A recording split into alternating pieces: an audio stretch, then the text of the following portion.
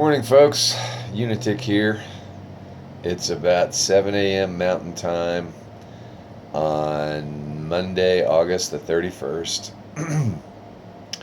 And I'm in a motel room in Gunnison, Colorado.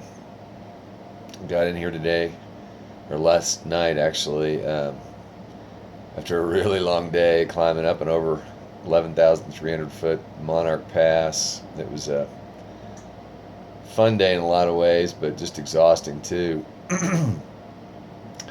2 hours of climbing followed by 20 minutes of intense descending, and which was a lot of fun and very scary. And the descent was scary because there was so much crosswind. It was really rocking my bike and causing this thing called shimmy in my front wheel, where your steering just starts shaking.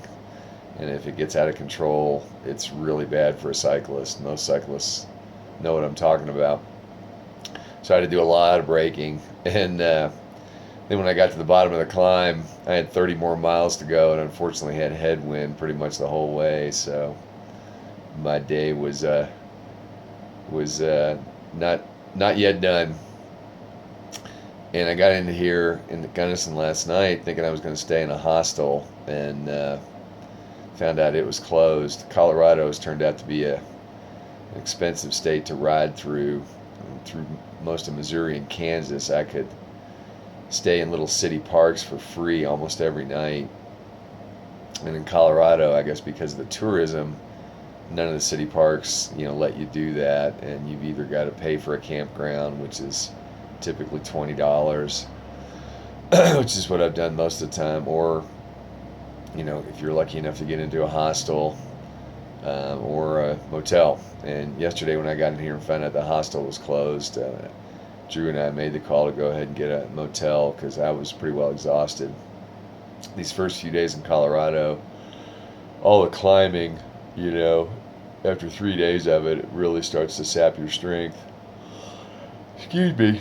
And I've got 2 more climbs to go, significant ones, before I get into Utah, and then Utah and Nevada are pretty bumpy too. So I'm trying to pace myself. Today is kind of a roller coaster day. I've got to do about 65 miles to get into Montrose, and hopefully I'm going to stay in a Campground of America campground there, and try to save some money. See if we can't stretch our budget to make it to San Francisco and somehow afford a ticket to get me back home.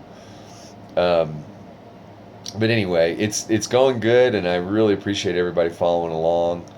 I wanted to talk just briefly this morning because I got a good Wi-Fi connection, and I think I can get these uploaded to YouTube. More about the mission of Trek for Truth.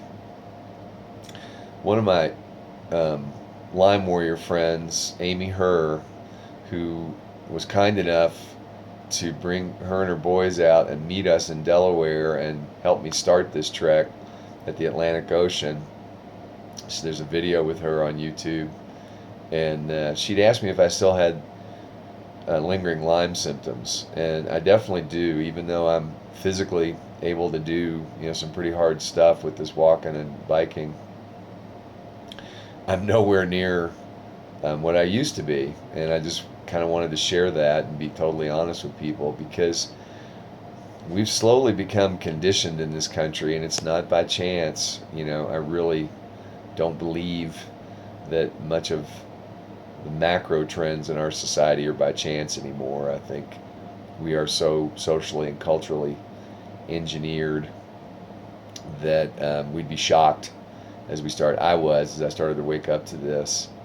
And so yeah, I do still have Lyme symptoms, and it's not normal for as much as 50% of our population here in the U.S. alone to be struggling with one or more chronic illnesses.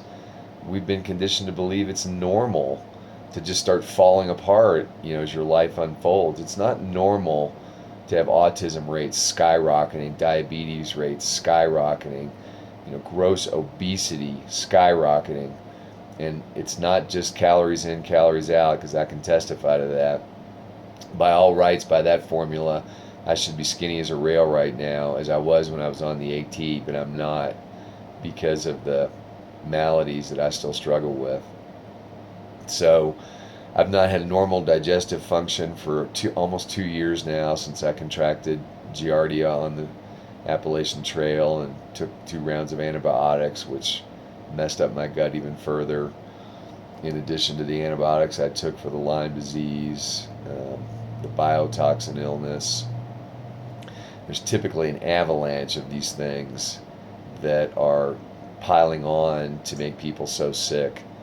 And don't take lying down these diagnoses that have no underlying cause.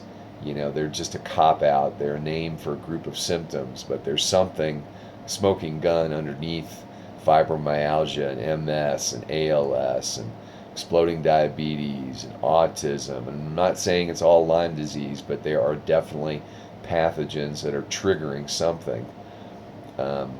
Combine that with immune systems that are being dismantled from food, PHUDE, that we're forced to eat, the junk that's in our water, our air. I mean, it is just so in your face if we just wake up and begin to look at it. So yeah, I'm still sick. My mind doesn't work the way it used to. My memory doesn't work the way it used to. And no, it's not the aging process. It doesn't happen overnight. My stomach doesn't work the way it used to. My sexual function, I've basically been a monk for the last 4 years because Lyme destroyed that. And, I never talked about that, but it's part of the hormone imbalance I have, why I can't sleep for more than 3 to 4 hours. I share all of these things because this is that and then some is what all my friends on Facebook that are dealing with Lyme and these other chronic illnesses are dealing with on a daily basis. It breaks my heart to see all these people that are cheering me on and giving me attaboys and thank you for that, suffering day in and day out and watching the days of their lives pass away with illnesses that have cures, and that aren't random. One of my newer Facebook followers posted a observation that I completely agreed with about the sociopathic nutcases that are enriching themselves off the suffering of the masses. They've been around for millennia. It's just they're in our face a lot more now with a social media age. You can see these people, and you can bet that the uber wealthy, a good proportion of them, are uber wealthy because they've taken advantage of the suffering of the masses. And any objective historical examination will uncover a story that you won't be told in the public school system. So I replied to her that, her question was why? Why do we allow this to continue to happen? And I used the analogy that it's the same as why you allow a tick to suck your blood, because you don't realize it's attached to you. It's in a place you can't see, or you wouldn't look, or wouldn't suspect, and it's sucking your life force away. The same with other parasites that attack your body. And step one is to recognize and become aware that you have a parasite, then you can do something about it. Well, we have parasites in our society. And the only reason that those parasites thrive and expand and enrich themselves off of our life force is because we live in denial and turn our heads away from dark topics and allow them to live in the shadows. It's an inside job and an outside job because we have to ask ourselves why we live in denial. What's going on inside of us that allows us to let this situation be perpetrated for ourselves, our children, and our grandchildren. I got sick of it when I realized how pervasive and how historical it is. And yeah, I may not be able to do anything dramatic about it in my lifetime, but I can definitely talk about it, and I can definitely point to the parasite and hopefully help a few other people recognize it too. If enough of us recognize it, these parasites can't live in the light of day. So I'm going to keep writing. I'm going to keep talking. I hope you'll share these videos. I believe in humanity, as does Drew. He wrote a couple of brilliant blog posts about the innate potential we all have once we awaken to who we truly are and move beyond the fear. I'm not talking about retribution for these people that have been perpetrating crimes. I'm talking about just dragging them out into the light of day so it ends, and that we start living a different life with the abundance that's all around us here on planet Earth. In freedom and in morality. Do no harm to another or another's property, and work together voluntarily, not through coercion and intimidation, as we live in today. Anyway, that was more of a video than I thought I'd be doing this morning, but as this trip draws to an end, as I get physically worn down, my truth comes closer to the surface, and I just want to be as candid, as direct as possible. And I don't want to give you the impression that I'm not optimistic, but I do want to say that we are not meant to live like this. We can do so much better than this. We can be healthy and we can thrive, but we have to out and recognize the parasite. I want to make a video recommendation as I close here. There's tons of information on our website, but a documentary that came to my mind that can help you recognize some of these issues objectively is one called Beyond Treason. It is available on DVD. You can probably find it on YouTube now. A DVD copy is available free to every military veteran in the United States. That's how I came in contact with it. Beyond Treason.